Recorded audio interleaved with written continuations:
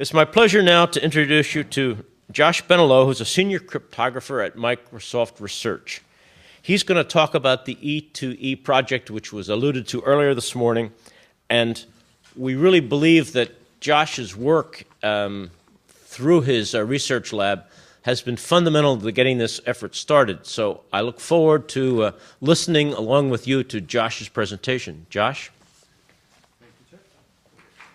Appreciate it. All right. Good morning, everyone. Welcome. Thank you for being here.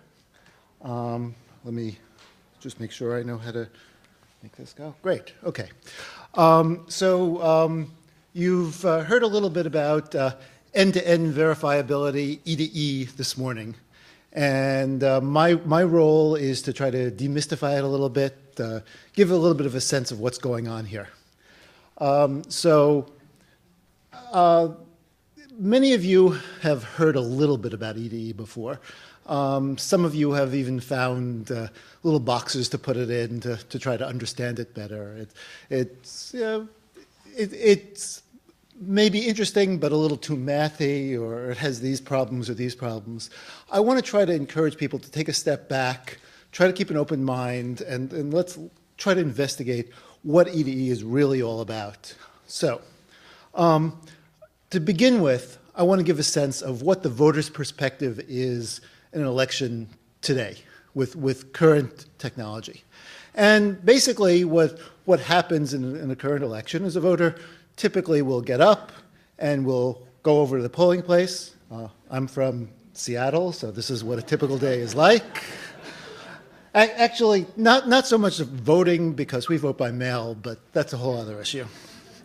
So go to vote, sign in, get registered, get evaluated in some way as an appropriate voter, mark a ballot in some way, electronically, on paper, whatever it is, leave the ballot behind, and go home. Okay. And then wait, and wait, and wait. And then eventually something happens. There's an announcement made, and out from behind the curtain, we see these are the winners, anointed as the recipients of the gold medal of having won the election. Now, from a voter's perspective, you really don't know what happened behind the curtain, right? There are a lot of election administrators in the room who are intimately aware of it, but let's think as the voter right now. You really, a typical voter, don't know what's going on behind there. You have no choice but to just trust the people who are behind the curtain, doing the counting, making things happen, making the announcement. And in some sense, the worst aspect of it is that you don't even get to choose who it is that's behind the curtain. In some cases, you get to elect the people, but then, wait a minute. Anyway, many cases they're appointed. But for a skeptical voter, it's not my friend, it's not somebody I know who's doing the counting, it's somebody else, somebody I don't know and somebody who I don't have any particular reason to trust. So if you as a voter are asked, or if you ask some voter out there, was your vote counted correctly? The answer, well, kind of, I hope so. Is the tally correct? Well, maybe. Well, I'd like to argue that that's not good enough. We can do better. We can do much better. And we can do something fundamentally different from what's out there now. We can build election systems such that elections can be run so that every single voter can individually verify the correctness of the tally and do so without having to trust anyone or anything. They can do it entirely by themselves. They can check things by themselves. This is an entirely different paradigm, a different approach to voting. It's not just a little bit more secure, a little bit better assurance. This is an entirely different thing which puts the verification capabilities, the auditing, if you will, in the hands of the voters, not the administrators. It's a powerful tool. So what these technologies do, this end-to-end verifiability, It allows voters to track their individual votes through the system and make sure they're properly counted. Now, they're tracking their votes to the extent that they want to, but these are not open votes. These are sealed votes. So for a metaphor, you can think of it as though you're watching an envelope that's sealed go through the system. You know what's in the envelope, and you can see the envelope and point the envelope out to your friends, but nobody can see inside the envelope, but you know what's in it. So you know it's going through the process properly, but that doesn't mean that you can show how you voted to anybody else. Okay? And this is true even in the presence of faulty or malicious equipment, which is very important when we start talking about using this for internet-based elections. And it's also true in the case of dishonest or careless election personnel. Voters, to be specific about this, can check that their own votes have been properly recorded and that all of the recorded votes have been properly counted.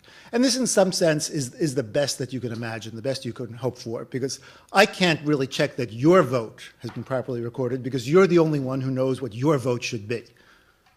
But once your vote has been recorded and you've had the opportunity to check that it's what you want, then I can check that all the recorded votes are properly tallied. And this is not checking some sort of a claim, like a serial number being posted saying, yes, we have received your vote, we counted it properly, we promise. This is actually checking that the counting itself is correct. So the notion here is end-to-end verifiability, but this is end-to-end verifiability not of an election system, but of an election. That's what we're verifying. We're verifying actual elections. And this changes a lot of things, including it can change the certification process. Now, there are a lot of reasons why you would want to have election equipment certified anyway, but the importance of certification is diminished by the idea that you can verify a system that has produced an election. You can verify the election that has been produced by this system without having to certify the system is correct and even know anything about the system. You don't have to trust the system. It could be a miserably bad system. It could be a black box. But the election that came out of it was was verified. We're good. We're fine. And individuals can do that verification as well as any entities. These elections can be paper-based. They can be electronic. They could be local, they could be remote, they could be monitored, they could be unmonitored. End-to-end verifiable technology can be applied to a wide variety of election systems. It's not just one thing. It's an idea, it's a technology that has many, many places and many applicabilities. What it does to a large measure is it replaces trust. Right now, you have to trust lots of people and lots of equipment in most elections. You have to trust the vendors, you have to trust the vendors' equipment, and there aren't any insider attacks there. You have to trust the local election officials and poll workers and other people who are part of the system. With end-to-end verifiable systems, the elections they produce allow you to do the verification without trusting anybody in the system. You can do the checking yourself as an individual. Okay? Seems like a pretty powerful notion. Seems like pie in the sky, right? Something that, how could you possibly get all of this? Well, I'll show you in 5 seconds an easy way that you can get all of this. Here it is, right? Everybody in this system, in this election, can check and say, yep, okay, this is the count, my vote's counted, this is how everybody else voted, fine. Okay, good. Well, we can, of course, replicate this on a larger scale with a website, right? Everybody sends in their vote to the election office, and all the votes get posted, and you can check your vote is there, and all the votes that are there come from legitimate people, not somebody who died 2 years ago or moved away 6 months ago, or somebody that you can check. It's open and it's public, and you can count. Okay, this is an end-to-end verifiable election. Great. It can do it. Now, you might be saying, well, yeah, but, right? It's not a secret ballot election. We do kind of want that too. But before I go on and talk about end-to-end secret ballot elections, let me say that it's important to stop just here and show that this is possible, because there are a lot of claims out there that say, well, anything that's electronic, for instance, can't be trusted. It just, I know computers, I know all the things that can go wrong, you can't trust computers. Forget it. Well, what I just showed you just a moment ago on a web page could be entirely electronic. People send in their votes electronically, they all get posted publicly on a web page and shown, and there it is, it's all up there, it's all open. There's no need to trust anything. The equipment worked, you can tell, okay? So we're good. This is good because people who make these arguments about electronic systems can't be trusted are going to have to make a more nuanced argument, because you can just say, well, no, your argument that electronic systems can't be trusted is just wrong. Okay, so we do kind of want privacy in an election. That's kind of an important thing we'd like to have. And that's, if you think about it, really that's the only thing that's missing from the election that I just showed you. And all we really have to do is take what I just showed you a moment ago, a web page, and add a layer of encryption over it. Don't get too frightened. Yes, cryptography, but it's not that bad. Okay, so what I'm going to do is take this, but what gets posted on the web page are not the raw votes, they are the encryptions of votes. You can't see them anymore, right? They're covered up. And instead you see encryptions.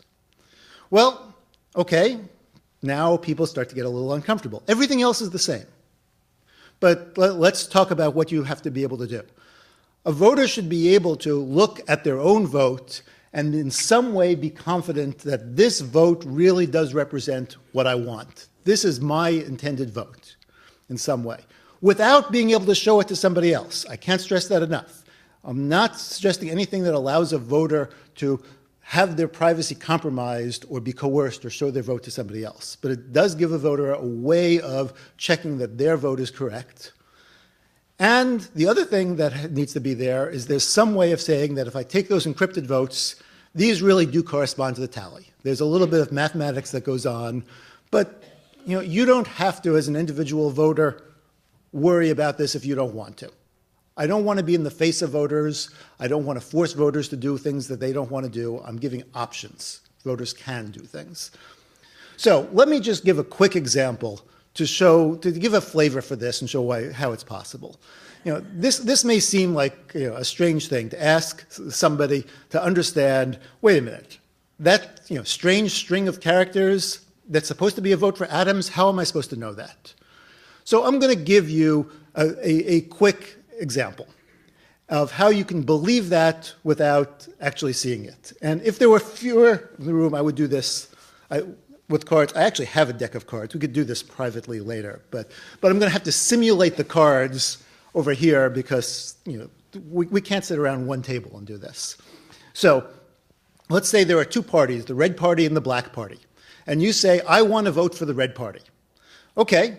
What I will do, I'm going to be your voting device, your helpful voting device working with you now. You say you want to vote for a red party? Okay, I claim that all of these are votes for the red party. Okay, I put them face down, you can't see any of them. And now what you do is to say, okay, you as the voter, convince me. How about you turn over card number 3? Oh, card number 2. This is where simulation fails terribly. Card number 2. If I could remember how to count, it would be better. Card number 2, I turn over card number 2, I'm the voting machine, that's red. You then say card number 5, I'm pretty sure that's next, yeah. Card number 5, that's red. Then you say 3, I got it right. You say 3, that's red, you say 1, that's red. At the end of this process, you are probably somewhat convinced, you're reasonably certain, that that last card is probably red as well. Probably. Not 100%, but you have good reason to believe that that last card is red. even though you've never seen the card. You do have good reason to believe. And the interesting thing about this is this belief is non-transferable. You can't show it to a third party. You're convinced of it. You can look at that card and say, that's my card. That's a vote for the red party. But you go to somebody else and they say, why should I believe that that's a vote for the red party? Nobody else is going to be able, even though they can see the card too. They don't have that belief because you were there, you were part of the process of confirming it. So from the voter's perspective, verifiable systems can be built to look exactly like that. Well, let me go back and just add one more step to the previous. Let's see if that, okay. I'll just describe it.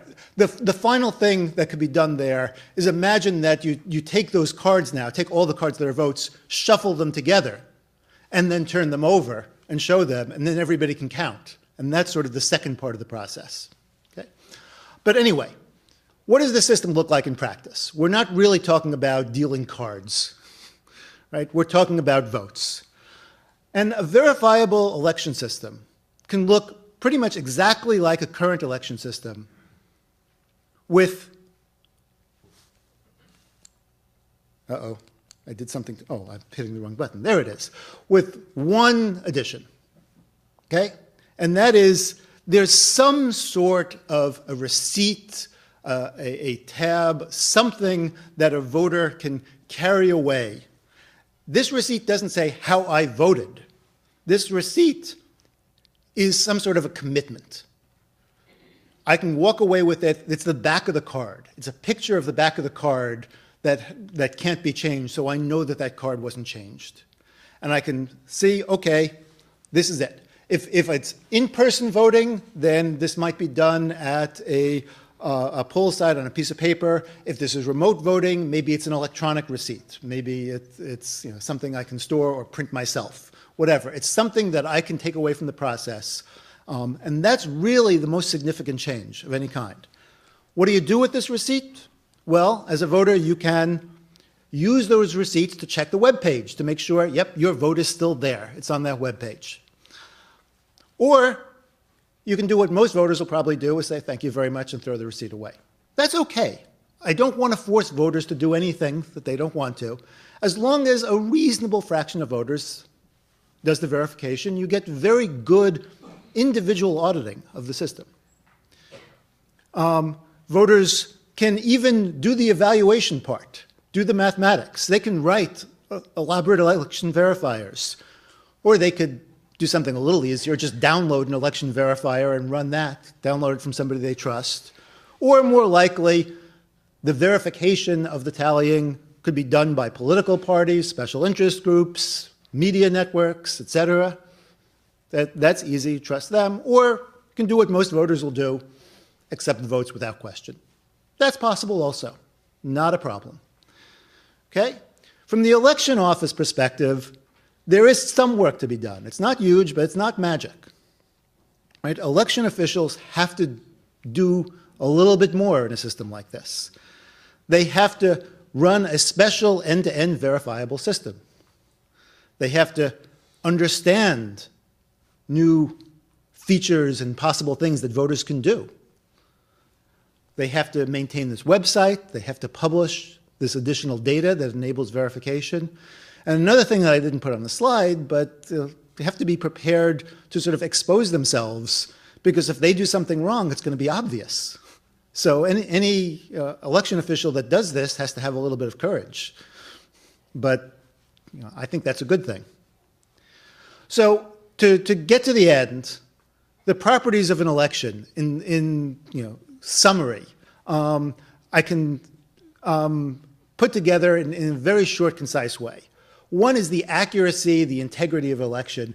This is what end-to-end verifiability is about.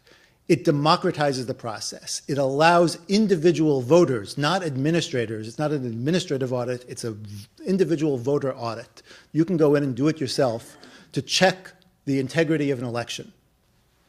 It doesn't really have much impact on privacy coercibility. It doesn't make it substantially worse. It doesn't really make it better in any way. It doesn't really change this. There are some small changes, but not very significant. The reliability, denial of service attacks, things like that are still there. Usability is probably impacted somewhat negatively, although if the system is well designed, hopefully not too much. But let's set the expectations. This is about accuracy and integrity. So that lays the groundwork for looking at this in relation to internet voting. End-to-end verifiability can benefit any voting system at all, any local, remote, whatever. But particularly when you apply it to internet voting, it addresses what's really the biggest weakness of internet voting is assurance in the tally. I'm not going to say that I'm in favor of or opposed to internet voting, but internet voting without this has many, many weaknesses and flaws. This addresses the biggest problem in internet voting, and what I would suggest is that if you do internet voting, big if, it's irresponsible to do it without putting in good end-to-end verifiability to get that assurance. This is not a new technology. It's been available for over 30 years in various forms. It's improved. It's much better. The recent work has focused much more on the voter experience side of it. The first 20 years or so of the 30 plus, did not touch it at all. So that's where a lot of the effort is. And it's starting to exist in real places. Helios is an internet voting-based system that's been used in a lot of places, over 100,000 voters. This is not intended for public elections, but it's been used for student elections and society elections, electing the president of the UC Louvain in Belgium, not the student body president, the actual president of the university was elected with Helios with something like 5,000 voters. It employs end-to-end verifiability and had many great successes there.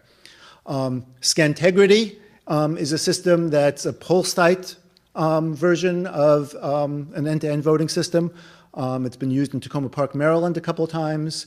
There's an attached thing called Remotegrity that deals with the absentee voter aspect of it, and I encourage you to talk to people here who've worked on this. StarVote, which you just heard Dana talk about, under development, does for in-person voting end-to-end verifiability. We're very encouraged about this as a way to bring voters into the process. And we're still hoping that Dean and his constituents will look at this as bringing the public in, because this is what it's about. And that requirement of the public owning the system, we think end-to-end verifiability is really matching that perfectly. So we think there's a great application for all of these things. And I think that's all I've got. So I open up for questions, but I don't know if that's appropriate here. So let me know if I should take questions or just wrap up. Sure. Okay. Okay. Thank you. Thank you. All right. Great. Thanks to Josh. Got to thank him for even making it funny at some points. Wow. What a topic to make funny. That's an achievement. So we're on to our roundtable, and they're going to fill you in on some other aspects of end-to-end voting that we really need to consider. It's absolutely essential that we discuss and debate and research the various different aspects that will make a difference in whether or not these types of systems are successful or not. The roundtable today will be led by Mary Brady. She comes to us from the U.S. National Institute of Standards and Technology, or NIST, as we like to call them. And that's where she manages the voting program. No small task with all that's going on. The four main challenges of E2E are considered security, verifiability, usability, and testing. I mentioned testing before, so it's great that we have somebody who's from the testing world that's here, because that's one of the really big challenges of an end-to-end system or any online system in this country. I'd like to bring on these four experts along with Mary now, so I welcome them and let you interact with them and hear how they interact with each other. You might be surprised that they don't all agree. All right, please.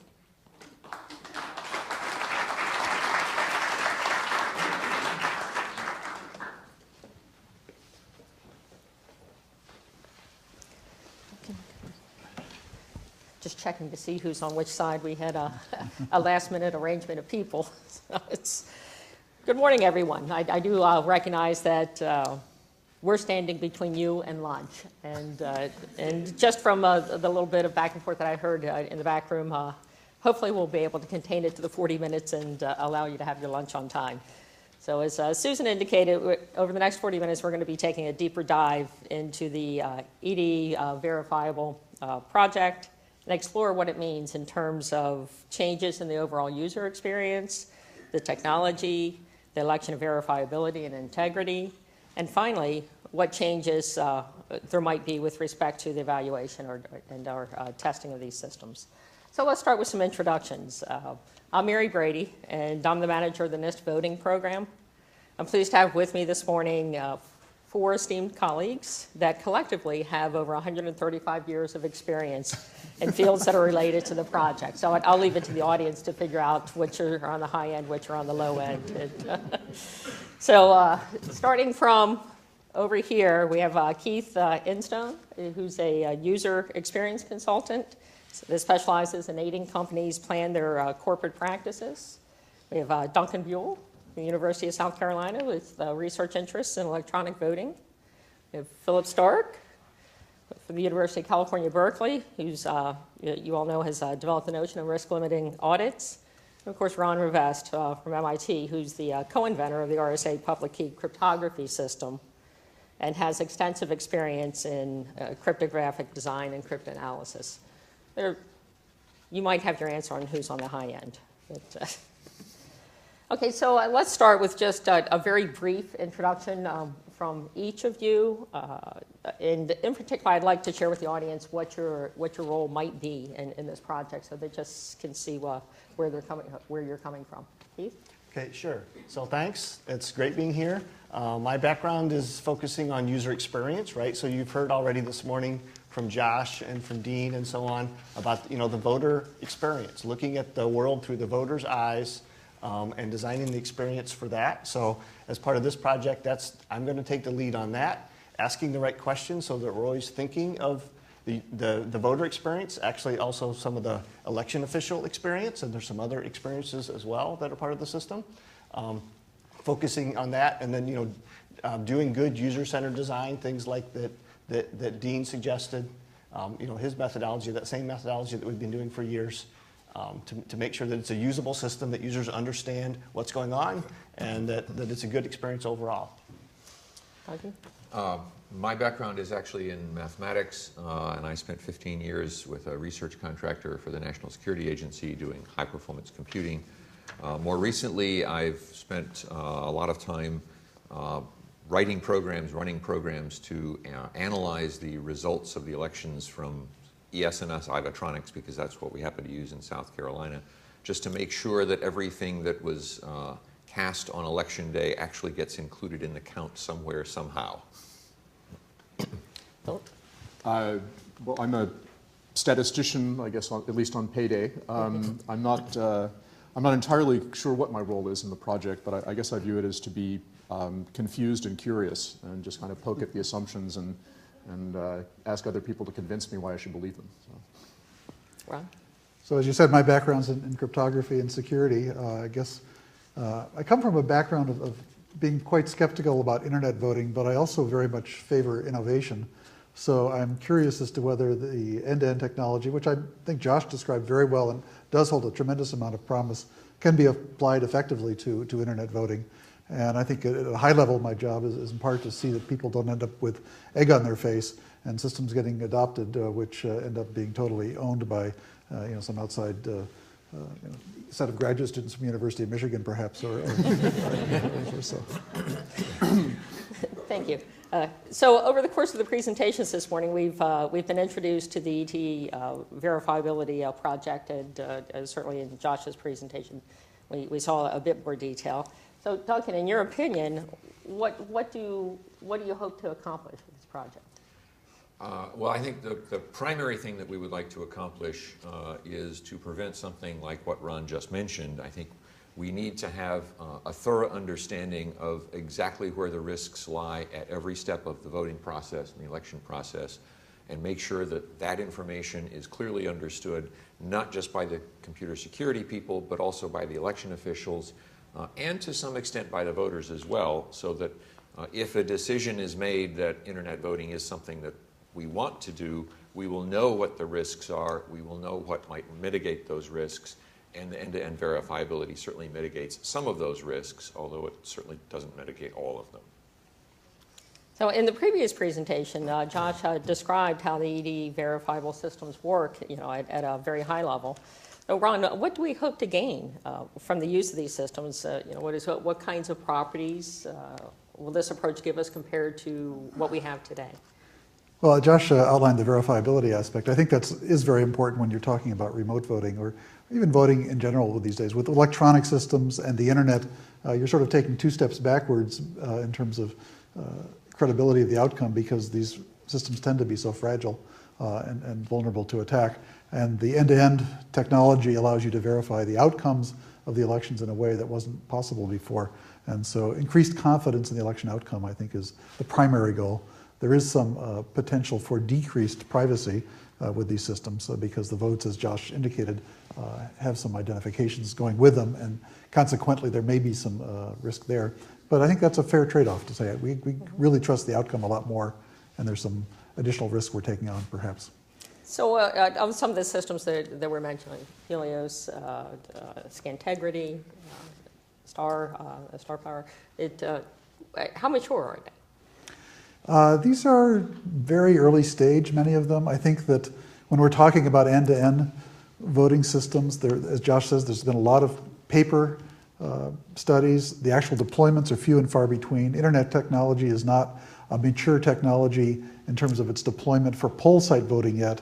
So it is a bit of a leap to take the end-to-end idea and say not only should we be doing this poll site, which is true probably, but also trying it out on the internet. That's a big step. And so we're not taking a mature technology and adapting to the internet. We're taking a newly evolving technology and saying maybe that can also apply to the internet.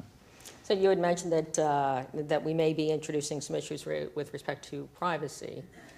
Are there any other new vulnerabilities that we may be introducing? I can speak to that. Yeah, I think there are some. For example, every time you have a new mechanism in a system, there's the possibility that that mechanism itself could be a point of attack. For example, Josh mentioned the possibility that, or the desirability that you go check that your vote is properly posted on this website. Well, if it's not posted properly, what do you do? How do you complain? What's the result of your complaint? What if 10,000 voters together get up and complain, perhaps maliciously, that their votes aren't there properly? You have to be able to deal with such new eventualities. I'd like to move back to Keith. And this cryptographic-based solution, it seems very different from today's systems. I can see much effort expended in explaining how the cryptography provides personal verifiability. That is, the voter can verify whether or not their vote was cast as intended and is included in the tally, and the universal verifiability that they can verify whether the published votes were tabulated correctly. But what effect does such a system have on the overall voter experience? Right. So, I mean, if we can't say it, how can we explain it to people, right? So, right?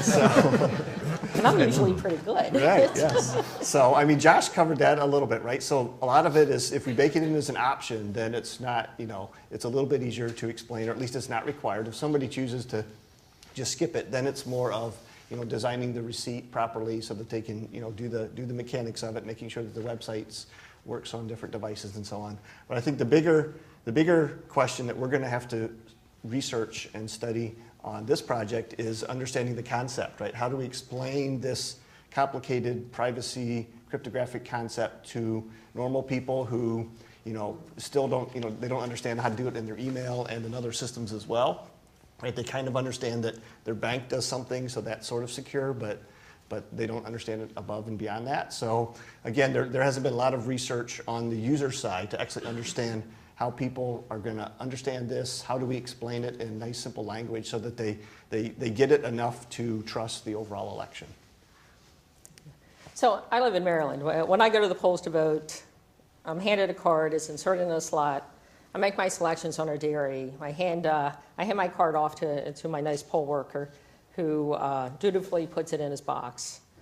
As I make my selections, I can see instant feedback on the screen, right? And it gives me some confidence that the software understands my intent. But of course, I'm a computer scientist and I'm at NIST, and so maybe I'm not as confident as other folks might be, right? So others who vote in states where op scans are used to mark their ballots and hand it off to a poll worker, they can see the poll worker feeding their ballots through the scanner. Again, there's some level of confidence that the ballot was marked. Of course, there's also some level of trust that that poll worker is doing their job, going to feed it through the ballots, and an awful lot of trust that that everything works properly from that point out. So, does our trust model change? I think, Philip, in these systems, who do we trust today? What do we have to trust in an EDE system? Well, it's a long list, and it's sort of, I think you have to trust different people or entities or devices or systems for different things. One of the nice things about E2E, as Josh pointed out, is if it's implemented correctly, you don't have to trust anybody else to know whether your vote is in the mix, your vote is in the tally. And you don't, and again, if it's implemented correctly, you don't have to trust anybody else to confirm that those votes that were recorded were added up correctly. But you do need to trust that it's implemented correctly. You need to some extent. You need to trust that enough other voters are checking that their votes are present and are correct, were correctly recorded, in order to trust that the sum actually represents the outcome of the election and not just those few votes that somebody happened to put there, and that there's been no ballot box stuffing, that there are only the votes that are supposed to be there, and so forth and so on. One of the nice things about it, though, is it gives you a real complement to the paper-based systems that we have now, where we need to have a lot more trust in the elections officials and the procedures to ensure that all of the votes make it into the tally, that no boxes of ballots fall off a truck or fall on a truck or anything else. So combining the two, like what's happening in StarVote, gives you a real belt and suspenders approach where you can trust, you can in some sense choose whom to trust. You can trust yourself for some purposes, other voters for some purposes, elections officials for some purposes, and in the end, with luck, get convincing evidence that the outcome of the election is what it's supposed to be. Okay. So I see, initially it's scoped for the smaller population of UOCAVA voters, but it's easy to imagine a more widespread use of these ED verifiable systems. Can't help but think of my mom. She lives in your great state of South Carolina, Duncan. She's almost 80 years old. She'll turn 80 this year. She has some level of comfort using a web browser, but hopefully not enough that she can actually see the webinar and know that I'm using her as an example. And she's been voting for over 60 years. She's seen the gamut, right? She likely even knows folks whose votes were strong-armed in some capacity. She's certainly heard of dead people voting. There's some level of skepticism that she has. She doesn't have much interaction with cryptography or much knowledge around it. Although she does, her knowledge sort of goes back to World War II, where you had code breakers that were sitting trying to break various codes during the war. Maybe she saw the invisible or the beautiful mind and knows a little bit more. So some level of skepticism. She goes out to verify her vote. She'll be lucky to actually even access the system to verify her vote. She sees numbers. She's not going to download, or use any tool to actually do the verification. It's in stark contrast to me. I'll go out there. I'll download the vote. I'll look at the numbers. I'll question. Not only will I verify it, I'll question what algorithm was used. I'll probably want to know if it was FIPS verified. So we're at broad ends of the spectrum. So how much, Keith, does the voter have to understand to make it usable? And how about election officials and poll workers? Right, so that's a good question that I think we still need to do some more research on, right? So for example of your mother, It may be just more of that she understands the basic concept. She knows that this is in place, so that increases her trust, right? Not everybody actually has to be typing in numbers into a website in order for the system to work, right? So it may be just the level of understanding that this is available.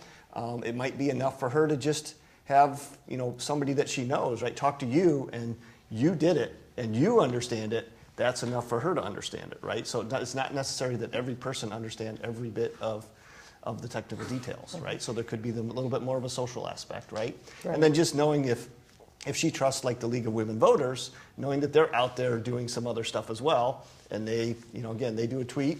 We checked everything. Everything looks okay. That may be all that she really needs to understand.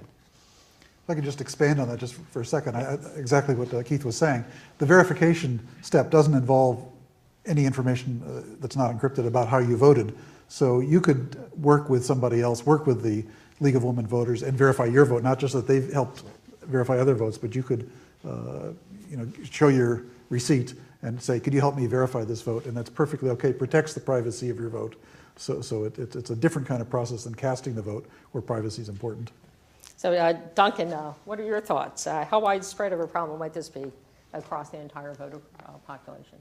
Well, I think I am a little more sanguine about the voter population because of the ability to trust all sorts of advocacy groups and sides. I'm a little more concerned about the complexity as it would be implemented by local election officials, because it is going to be something that has to be distributed county-wide to a lot of counties where there may not be nearly as much expertise as you would like. And getting it right is really important. One of the standard maxims in the cryptography industry is that it's not the protocol that matters, it's the management of the entire cryptographic system that's really important. So the management of the entire software system is going to be important. That's where I think there is going to be an extra burden on the local officials. Maybe I could elaborate on that one more point too. There's a piece that's outside of the scope of what Josh talked about that's going to be very important when we move to internet voting, which is that somehow the voter needs to identify themselves and provide a credential that's who they say they are. And the end-to-end description doesn't, the end-to-end description presumes that's taken care of somehow, just like when you go to a poll site, there's another mechanism for identifying who you are and authenticating who you are if the state law requires that. For internet voting, we're going to need something similar, and that's not something that's solved by the end-to-end description. You need a management of passwords or other identification mechanism, something that's going to allow people to identify themselves, and that will add additional complexity to what the election officials need to work with. That's a good point. In fact, that's my next question. Oh, good. All right. Ahead of you then. Then we can move on. That it is a fundamentally different process, how elections are set up, how voters cast and verify their votes. Should we make these ED verifiable systems more like traditional systems? If so, are there trade-offs with respect to security? Well, I kind of like the belt and suspenders approach. I like the E2E component because it gives the individual the possibility of verifying that his or her vote is recorded as intended and checking the tally. But E2E systems currently that have been, but I don't necessarily trust that enough other voters are going to do that check that I should feel comfortable about the overall outcome of the election. So I need to trust that enough of that is happening. With paper-based systems, if you audit them, you can ensure, the auditors can ensure that there's enough scrutiny to confirm that, assuming the audit trail itself is an accurate reflection of the outcome of the election, that they've looked at enough of the paper to confirm that the apparent outcome is the outcome you would get if you recounted all the paper by hand or something like that. So there, I have to trust a different set of people for different things. The nice thing about the paper-based systems is that to some extent they're resilient. You can lose some votes and still recover from that error, or you can have a machine malfunction that results in the votes not being counted properly and catch it with an audit and correct it before the outcome becomes final. E2E systems, as have currently been enunciated, are much more brittle than that. It's like a tamper evidence seal. You know that something is wrong. You don't know how big the problem is. You don't know what went wrong necessarily. Mm-hmm. Some of the poll site E2E systems like Scantegrity combine both in Star Vote, I guess, which you're involved in as well, and have both, which I think is for a poll site voting is a very nice design. You have the ability to do risk limiting audits. You have the ability to do the end-to-end. And it can be done in a way that looks a lot like classical voting systems. We did the test runs at Tacoma Park with Scantegrity. Poor Vivora was helping manage that, and Alan Sherman, who were both in the audience, I believe. And we found that the voters, when they were filling out the bubbles and so on too, actually in many cases just ignored the extra information that was on the ballot that would have enabled them to verify the vote. They thought it was just a regular op scan system. So you can make the user interface, the user experience very, very close, at least with the paper ballot, to what they're familiar with. And the verification step, an optional step, which if they pay attention to, they can do. Otherwise, it's almost unnoticeable. As we, Keith, as we're designing these systems, is there anything in particular that we can pull from a user-centered design? Right, so a lot of the same techniques where we're going to need to iterate, we're going to need to build some prototypes and do some testing on it, right? We've done some on some of these other systems that we've mentioned. For our project, we're going to focus more on the remote user, right? So it'll be, spending time learning from the remote user exactly those situations, right? If we have somebody that's in the military and they're overseas and they have a half an hour every month or so where they can get online and they can do other things, and it might be, I've got to vote from start to finish in that half an hour, right? This is my only opportunity. So understanding a lot of those, the details of that context so that we can design something that works within that, because it's a different environment than if somebody's sitting in an office 40 hours a week and they can just casually do it anytime that they want. So let's say I'm an election official and I really want to try to develop this and deploy it within for use within my particular area.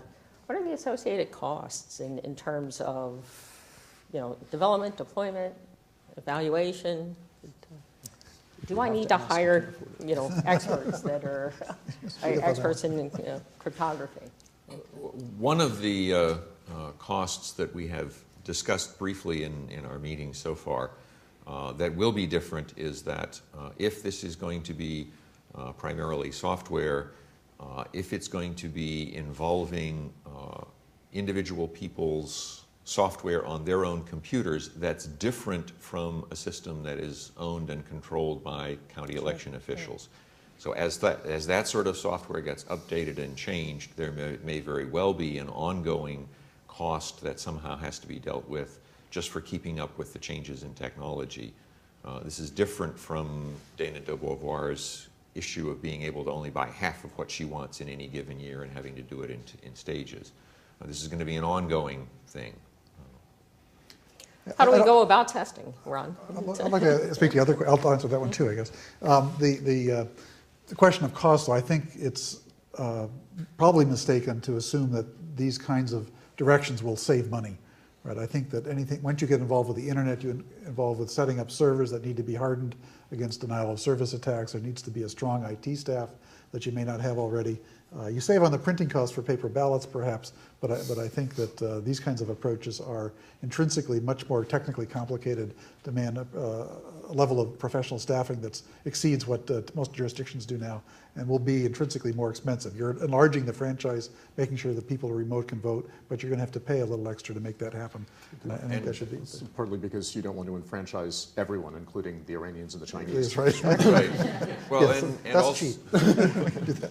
And also, if we're thinking of this for remote voting, which is going to take place over time, not just on election day, we need to make sure that the systems are up and available for this long period of time. The question of somebody in Afghanistan who can vote for half an hour on one day but can't check it for another month, that's going to be an issue. That complicates the whole system and the design. So are there additional processes or strategies that we might have to consider for testing these systems?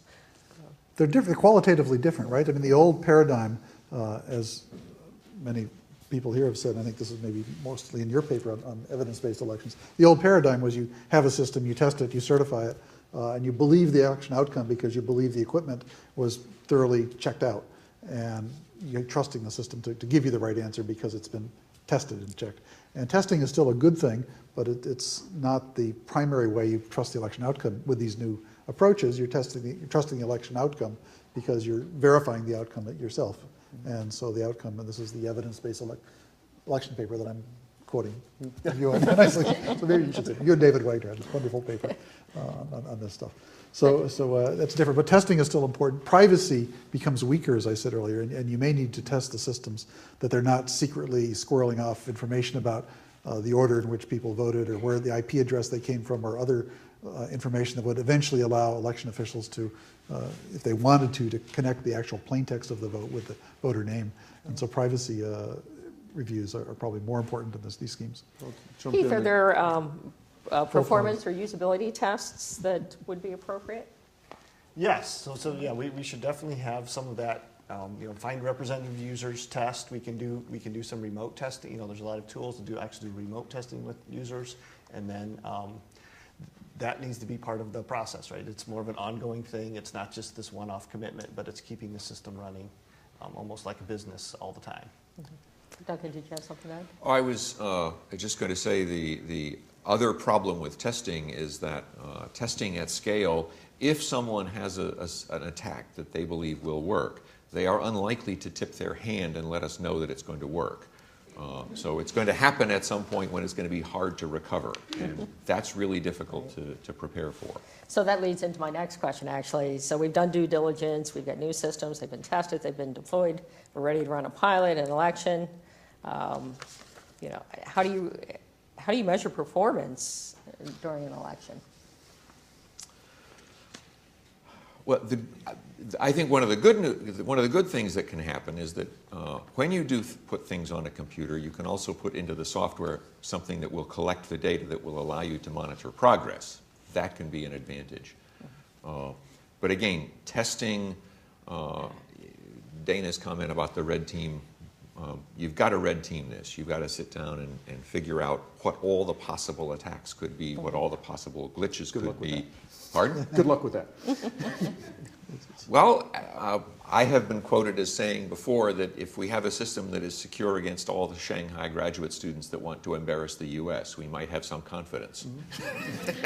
I like that very much. So that's good. But Philip, Shanghai, I know you're just waiting, right? So so we're in the middle of the election, right? We certainly know from past efforts that if it's available, folks will try to hack it, right? And possibly alter the results of the election. So to what extent can you detect a problem? Estimate the scope of the problem? Are there any mitigation procedures? And what if there are large-scale problems? So this ties together a number of things that have already been enunciated. There are part of what's going on is you're trusting different people or entities or systems for different purposes, and the consequences of a breach of trust or their failure to do what you would like them to do or expect them to do is different. Some of those have consequences for privacy, some have consequences for the integrity of the election. Some of them leave evidence. There's evidence that there was an attack or a failure or lapse, and some of them don't. And the problem is that there's this incredible tapestry of things that can go wrong, some of which are detectable and some of which are not. I'm much more comfortable with a system that has two sort of independent lines of evidence, the E to E and paper. So I would far rather see a system along the lines of StarVote, but that allowed remote voting, that gives you the paper as a backup. So you have some actual artifact that you can go look to and recount. If you have an electronic failure, you might or might not be able to detect it. If you do detect it, your only option might be a do-over. I think that that's almost the thing that elections officials prefer least, next to a recount. Sure. So I think we're getting close to the end of time, and in order to wrap up the discussion, I'd like to leave the audience with a couple of closing thoughts. So, Duncan, how will we know when we've succeeded, and what are the best and worst possible outcomes? I would like to think that as part of the talking points that Susan has put out, if in fact we have specified what an IV system needs to have, and both the election officials and the security people and the advocacy groups understand it, then we will have succeeded whether or not we decide internet voting is a good thing. So that's one measure of success. The best outcome is that we get to that point. We at least know what we would have if we were to do it. The worst outcome, I think, might be that we simply focus on one particular possible way of doing it without figuring out whether that's a necessary set of criteria that we have designed to. Keith, what would you like to leave the audience with? Oh, yeah, so I'm hoping that like with this project, again, we have more research around the user experience, the voter experience, what this thing means, what the potential is for, increasing trust in elections by adding these additional features and adding this added security. So I'm hoping that we can, start to explain that in terms of what the value will actually be to the voter. Philip? I think that this will be a successful project if all the stakeholders feel like they've been heard and like they understand each other. So if the local elections officials and advocates for Yokawa voters really feel that the technologists and election integrity advocates and so forth feel their pain, and conversely that the other stakeholders understand that if the pointy-headed wonks say, you know what, this is a wide open door for our elections to be hacked, that they'll take that seriously as well. Ron?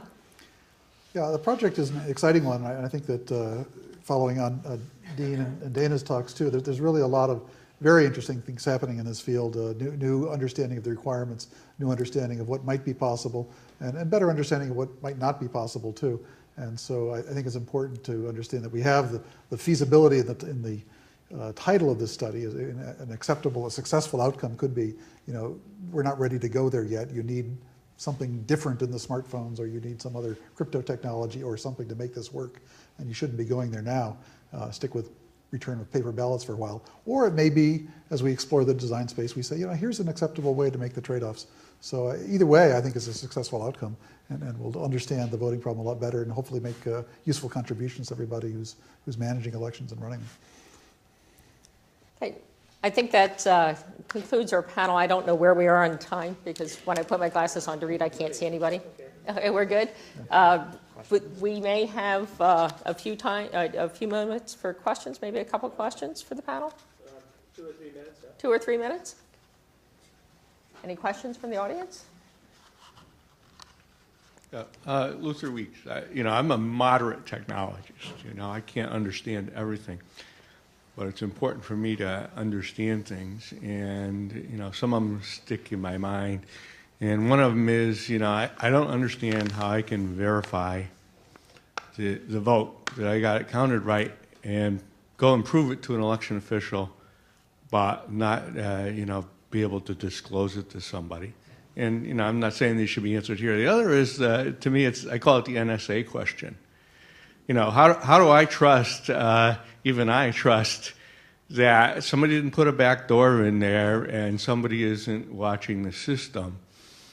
And it's just as important that I trust that than it'd be true, because, I don't want my military commander leaving the impression, I don't want to be worried that my military commander is watching my vote. Whether it's true or not, I have to really believe that nobody's watching it. So, I'm not saying you should answer them now, but those are big questions I think the public has to be able to understand. Those are good comments. I think we need to develop an explanation for why these things work that's understandable at many levels. And the software that you do use as a voter needs to be free of trapdoors that are sending all your votes as you're voting off to your military commander or somebody else. Sure, yes. It's a privacy question. This is Ron's area of expertise, not mine, but there are two different questions. One is, can somebody spy on your vote? And the answer to that is, yes. Yes, right? There's no, you're sort of relying on procedures and whatnot to prevent that. The other is, can you verify that your vote was counted correctly if it's there? And that's something where the math makes that work. So it's a different thing. So relying on the cryptography for two different kinds of things. As Ron mentioned before, the privacy of your vote is not guaranteed by this. That depends on trusting people on the systems. Is there always a margin of error? Is there an election that's just so close that we can't possibly say who won? I think this is one of the things we have discussed, partly because it's one of my favorite topics, is that on the one hand there is corruption of an election in getting the wrong votes counted. But there's also this issue of disruption where you can wind up not knowing what happened. And if there were disaster electronically in a very close election, you would wind up not knowing what to do except to do a do-over or to go to court, neither of which is an especially good option. And I think that has to be taken into account. It is a real possibility. It's always a possibility, but it's the same possibility as finding 1,000 uncounted votes because you only counted 3 machines and not 4, and that happens now. So I have an outrageous proposal. We devote most of the effort, resources, attention to these races that are incredibly close. And I do think that if something, totals differ by 3 votes or something like that, you don't really know what the will of the people is in some sense. It depends on who missed a bus that day or got a cold and didn't manage to get there or waited in a line that was too long and gave up or something. So might as well just toss a coin in some sense to decide who won. You're going to disappoint roughly the same number of people either way. It sort of seems like an inefficient use of resources to devote all of this energy to those cases where, in some sense, it doesn't matter what the answer is. On the other hand, that's not how it feels. Everybody feels that this is an incredibly important thing to decide. So. Another question? One more question. Okay. Hi, I'm Beth Tudon, and I'm asking with the League of Women Voters. I vote in Fairfax County. I've been an election official, and one thing I noticed was that when everyone was coming in to vote, say 70% of the people just wanted to work on the touch screen, which had absolutely no receipt. Only about 30%, and where I was anyway, were wanting to actually vote with the optical scan and put it in. And I thought that was odd because with the optical scan, it's paper. You can obviously go back and recount it if there's some issue. Otherwise, you can't. But I was thinking also about what you said, I'm wanting paper. And I thought, okay, so if someone's voting in the precinct and they are voting on paper and then it spits out receipts, if they have one they put in their pocket to take home, they have another they leave there for the election officials, and then another pile that they could leave for some group like the League of Women Voters or a political party or something. So you have 3 receipts so that you could verify it that way. Would that help? And if someone's voting online, they also get receipts. They mail it in, and it would be the same kind of situation. Just wondering if that could help. That makes sense. These verifiable voting schemes give the voter a receipt. The voter can individually verify that their vote was included in the tally, but they can also make copies of that receipt or have copies printed at the election station and have proxies for them verified. As we said earlier, there's no privacy involved in the verification, just checking that this particular representation of their ballot actually appears on the website and will be counted. So they could mail it around. What you suggested makes lots of sense. Yeah. I think it's one of the ways to make these E2E systems more resilient in some sense. So yeah, it works. Okay, I think with that, it concludes our panel. I'd like to thank all of our panel members, Steve, Duncan, and the audience as well for taking the time today to listen to us. Yes, I think we all owe a great deal of gratitude for the really good thoughts we had from the panel. Remember, you're supposed to be back in your seats at 2 o'clock. We have Congressman Conyers and Congressman Davis coming this afternoon. I think we all want to hear them and all of the other rest of the presentations. So have a good lunch. Go network with some of the people you may not have met before. Collect business cards. That's always a success of a venture. And we'll see you at 2 o'clock sharp in this room.